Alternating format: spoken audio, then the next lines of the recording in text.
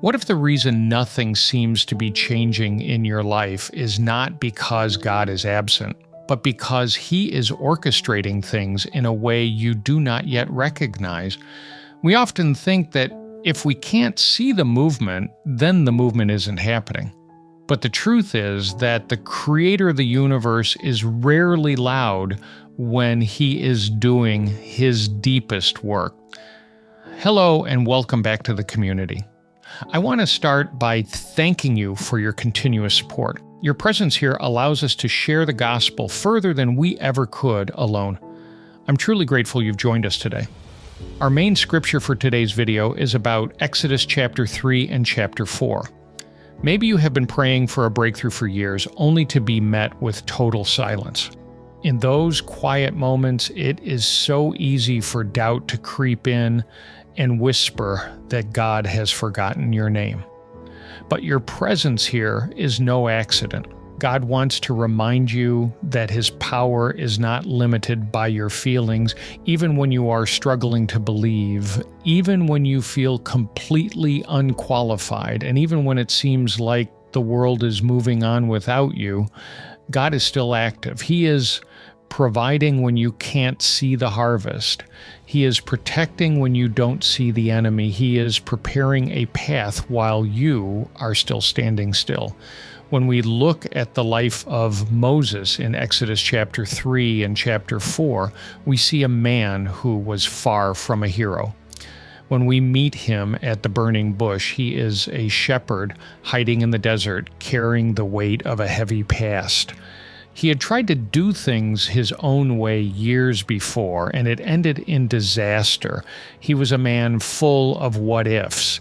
When God calls to him, Moses doesn't respond with faith. He responds with excuses. He tells God that he isn't a good speaker and that he isn't important enough. He was looking at his own hands and seeing only his weaknesses, but God was looking at Moses and seeing the future of a nation. This teaches us a vital truth. God is not looking for your ability. He is looking for your availability. There's a moment in Exodus chapter 4, verse 2, where the Lord asks Moses a very simple question. He says, "What is that in your hand?" At that moment, Moses was holding a simple wooden staff. It was just a tool for his job, something common and ordinary.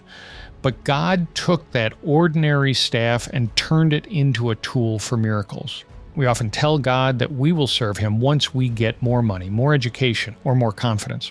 We wait for something extra to be added to us, but God is asking you right now, what is already in your hand? When you surrender what you have, even if it feels small, God makes it enough. God doesn't call the qualified, He qualifies the called. We must also understand that faith does not require the absence of doubt. Many of us think we have to wait until we are 100% sure before we take a step. But if we wait for the doubt to disappear, we might never move. Moses was still doubting even as he started his journey back to Egypt. His hands might have been shaking, but his feet were moving. This is what it means to do it while doubting. God honors the step of obedience more than the feeling of certainty. You might feel like a hypocrite because you are praying while feeling unsure, but that is actually where real faith grows. He is not put off by your questions. He is a patient father who walks with you through the uncertainty. The story of Moses also reminds us that a delay is not a denial. Moses spent 40 years in the wilderness. 40 years is a long time to feel like you are going nowhere. He probably thought his season of being used by God was over. Perhaps you feel like you've wasted too much time or that you've missed your window. But the wilderness was not a waste. It was a training ground. God was shaping Moses' character in the quiet years so he would be ready for the loud years. Your past failures do not disqualify you from God's plan. The Bible tells us that God's word is consistent. It says in Isaiah chapter 55, verse 11, "So is my word that goes out from my mouth. It will not return to me empty." His promises for your life are still standing. Think about how much the world has changed over the decades. We have gone from cassette tapes to digital streaming. The way we receive music has changed, but the music itself is still there. In the same way, the world changes, technology changes, and our circumstances change. But the Word of God remains the same.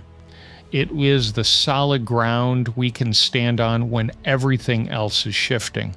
When your feelings tell you that God has left you, you have to go back to the Word that says He will never leave you nor forsake you. We don't rely on our fluctuating emotions. We rely on the unchanging nature of our Creator. This consistency is why we must stay persistent in prayer.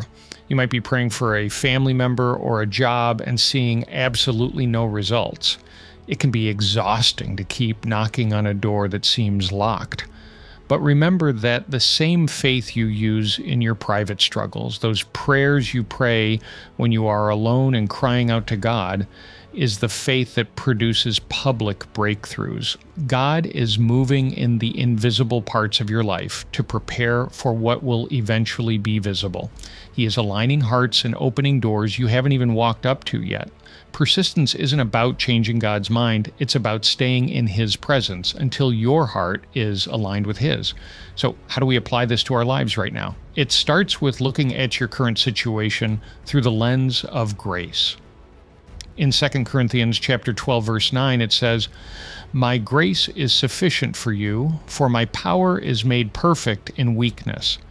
This means your weaknesses are actually the places where God can show off His strength the most. Stop waiting for the perfect conditions. Stop waiting until you feel good enough to be used. Start where you are. Send that message you've been hesitant to send. Take that small step toward your calling. You don't need to have the whole map figured out. You just need to take the next step of obedience. The key lesson is that God often chooses to move right in the middle of chaos. He called Moses while he was a fugitive. He calls us when we are in the middle of our own personal deserts. His silence in your life does not mean He is absent. Just because you don't hear His voice every second doesn't mean He isn't guiding your steps. He is not waiting for you to find your confidence. He is waiting for you to find your trust in Him. If you are breathing today, God is not done with you. Your story is still being written, and the author of that story is the one who can turn any mess into a message of hope. As we come to the end of our time together, we want to invite you into a moment of connection with the Lord. This is a time to lay down the heavy burdens of doubt and the fear of being unqualified. We want to ask God to do what only He can do in your life, to give you the peace that passes understanding and the courage to move forward. If you are ready to surrender your worries and step into the plan He has for you, pray with us right now. Heavenly Father, we come before You today with humble hearts, acknowledging that You are the King of Kings and the Lord of Lords. We thank You for reminding us that You are always active, even when we cannot see the path ahead. Lord, for every person watching this who feels like they are in a wilderness, I ask that You would reveal Your presence to them in a fresh way. Help us to trust You in the middle of our doubts and to believe that Your grace is truly enough for us. Father, we give You the small things in our hands, our skills, our time, and our hopes. We ask that You take them and use them for Your glory. Give us the courage to obey Your leading, even when our hands are shaking. We thank You that our past does not define us and that Your promises for us will not return empty. We surrender our fears and our delays to You, trusting that You are making all things new. In Jesus' mighty name we pray. Amen. If this message touched your heart today, I want to invite you to take a stand of faith. In the comments section below, type, "I trust His timing," or "God is working in me." as a way to declare your faith publicly. We would love to see your comments and stand in agreement with you. If you have never made the decision to follow Jesus, or if you want to rededicate your life to Him and deepen your relationship with Christ, let today be that day. He is waiting for you with open arms. Please share this video with someone who might be struggling with doubt today. Don't forget to subscribe so you can join us for more encouraging messages. Before you go, remember this: your current struggle is not the end of your story. It is just the place where God is proving His faithfulness. Have a great day, and God bless.